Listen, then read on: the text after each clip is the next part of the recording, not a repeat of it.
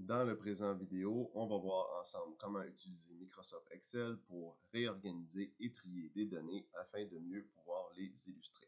Donc, dans le premier exemple qu'on a à l'écran, on a deux tableaux, un qui présente des personnes avec leur taille et leur poids et un autre tableau où on présente des marques de voitures avec leur vitesse maximale.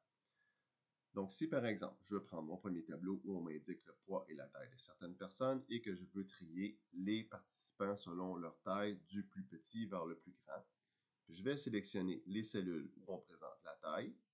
Je vais aller dans mon onglet « Données » et ensuite, je vais cliquer sur « Trier par ordre croissant » parce que je veux du plus petit au plus grand. Je vais sélectionner « Développer et trier » et vous voyez que le tableau s'est réorganisé selon la taille du plus petit vers le plus grand. Si je veux, par exemple, classer mes participants par ordre alphabétique, je vais sélectionner les cellules où on présente les noms et je vais cliquer à nouveau sur « Trier par ordre croissant ». Et vous voyez maintenant que mon tableau a été réorganisé par ordre alphabétique. Je pourrais aussi classer, par exemple, de la personne la plus lourde vers la moins lourde en sélectionnant mes données de poids et cette fois-ci en cliquant sur Trier par ordre décroissant. Et là, à nouveau, mon tableau a été réorganisé selon la personne la plus lourde en premier vers la personne la moins lourde en dernier. L'utilité de tout ça, c'est que ça nous permet de réorganiser les données pour mieux les illustrer. On va prendre par exemple le deuxième tableau. On présente la vitesse maximale de certaines voitures. Présenté comme ça, si je voulais faire par exemple un diagramme à bande, je viendrais sélectionner mes données et je viendrais créer un diagramme à bande qui illustre la vitesse selon la marque de voiture. Mais si je veux plutôt illustrer l'évolution de la vitesse des voitures maximales, je vais prendre mon tableau et je vais réorganiser mes données en cliquant sur l'onglet « Données » et en triant par ordre croissant pour avoir la plus lente en premier et la plus rapide en dernier. Et vous allez voir que premièrement, mon tableau va se réorganiser, mais aussi mon diagramme en même temps. Donc, je vais cliquer sur « Trier par ordre croissant ». Et vous voyez maintenant que mon tableau est réorganisé. Et ici, maintenant, on voit mieux l'évolution des voitures de la plus lente vers la plus rapide. Et l'avantage, c'est que si je viens changer certaines données, si par exemple, je décide maintenant que ce sont les Ferrari les plus rapides, je vais venir cliquer « Changer » par exemple la valeur de vitesse des Ferrari. Et vous voyez que mon tableau s'est mis à jour ainsi que mon diagramme. Si je veux les réorganiser encore en ordre croissant, je peux réorganiser mes données à nouveau. Et vous voyez que mon diagramme s'est mis à jour et mon tableau aussi.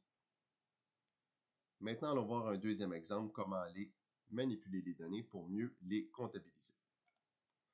Ici, j'ai un tableau où on vous présente la couleur des cheveux de plusieurs personnes et je veux faire, par exemple, un diagramme circulaire avec tout ça. Mais la première chose que je dois faire, c'est faire un décompte. Donc, savoir combien de personnes ont les cheveux bruns, combien les cheveux blonds, combien les cheveux gris, et ainsi de suite.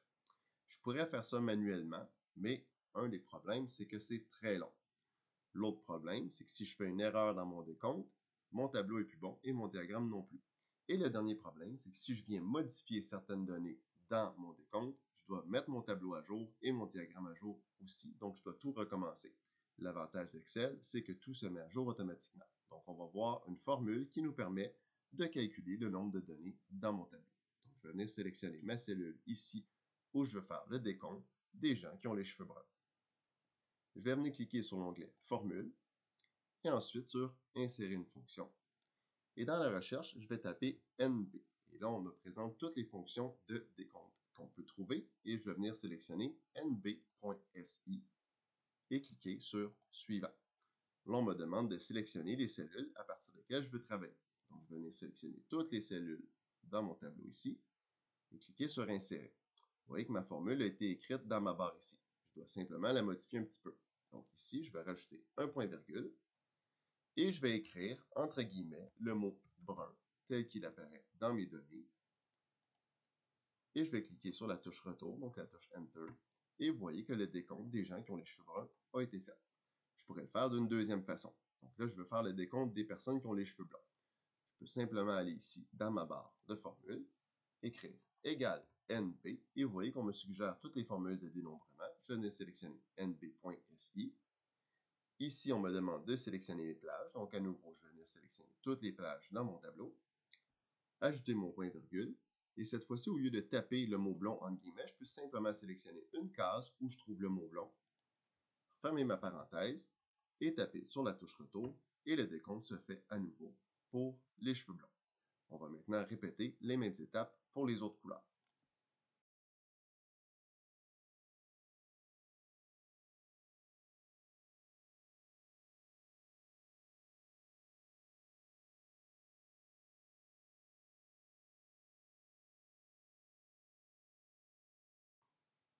Voilà, mon décompte a été fait pour chaque couleur de cheveux.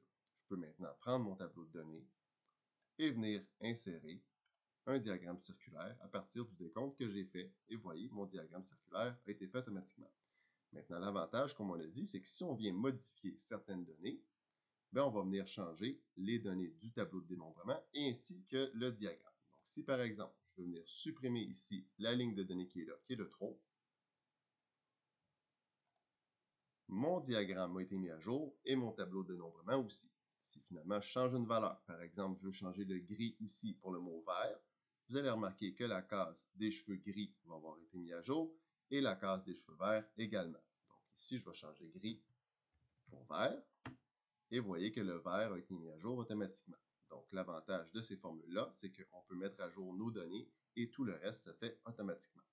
Donc voilà un cours vidéo qui vous explique comment réorganiser, trier et dénombrer vos données dans des tableaux.